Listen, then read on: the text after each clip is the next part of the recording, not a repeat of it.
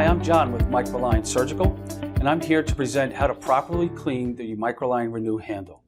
The first thing I'd like to suggest is that you spend a few minutes to look at our IFU, and everything I present here today will be reflected in our IFU. In cleaning the inner lumen, you're going to have two options. You can either do a manual flush, which I'm going to demonstrate right here, or you could use your sonic washer to clean the inner lumen prior to going into your washer. So the instrument may come down looking like this into your SPD with a tip attached and the cap already attached. So again, you're going to remove the disposable tip and discard it. Next, you're going to unscrew the cautery cap so you can expose the lumen. As far as cleaning the outside of the handle itself, we recommend a soft brush to remove any gross debris that may be on the handle. So cleaning the inner lumen, you're going to take a 60 cc syringe and you're going to fill it with warm water.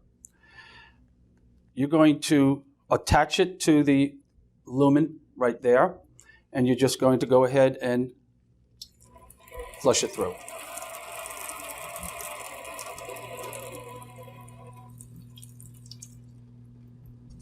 Okay, you're going to do this 3 times, okay, with the warm water. Once you finish it those 3 times, the recommendation is to take, again, a soft brush and just clean the tip itself. And then you're going to take the syringe, you're going to fill it with deionized water, and you're going to flush it with that solution 3 times also.